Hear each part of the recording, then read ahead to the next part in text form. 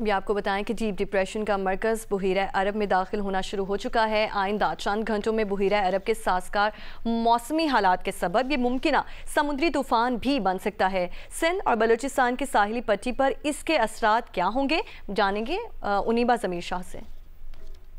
के शदीद कम दबाव के बायस कराची समेत सिंध की साहिली पट्टी पर इस वक्त बादल आना शुरू हो चुके हैं और वक्फे वक्फे से बारिश का सबब बन रहे हैं।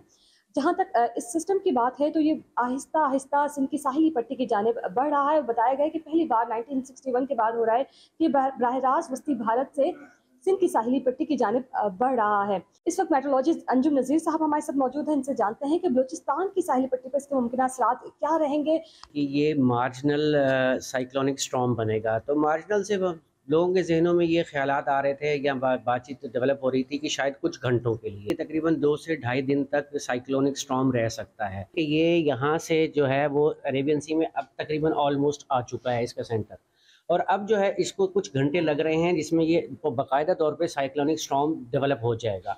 कुछ मॉडल्स कह रहे हैं कि ये यूं आ जाएगा ओमान की तरफ, और कुछ मॉडल कह रहे हैं कि ये इस एरिया में आके ये डाई आउट हो जाएगा, दोबारा डिप्रेशन बन के अपनी लाइफ को ख़त्म कर देगा। तो जब ये बाकायदा तौर पर स्ट्रेंथन होकर साइक्लोनिक स्टॉर्म बनता है तो इस बात की तवक्को है कि हमारी साहिली पट्टी पर तेज़ हवाओं के साथ अच्छी बारिश के इम्कानात हैं। और जब ये बलूचिस्तान के साहिल की तरफ जाएगा तो बलूचिस्तान के जो साहिली अजला हैं जैसे लसबेला, केच, गवादर, और उसके साथ साथ अगर हम देखें ऊपर खुजदार, आवरान, तो यहाँ पर तेज़ हवाओं के साथ अच्छी बारिश के इम्कानात हैं जिसमें गरज चमक भी होगी। कहा जा रहा है कि बुहीरा अरब में तकरीबन इसका जो मरकज़ है वो दाखिल होने वाला है, और ये भी कहा जा रहा है कि ये एक अहम फीचर होता है कि ये कहीं पर लैंडफॉल करता है, लेकिन ये जो साइक्लोन है ये लैंडफॉल करने के इसके इम्कानात बहुत कम है। कहा जा रहा है कि ओमान की जानिब बढ़ते हुए ये ख़त्म हो जाएगा।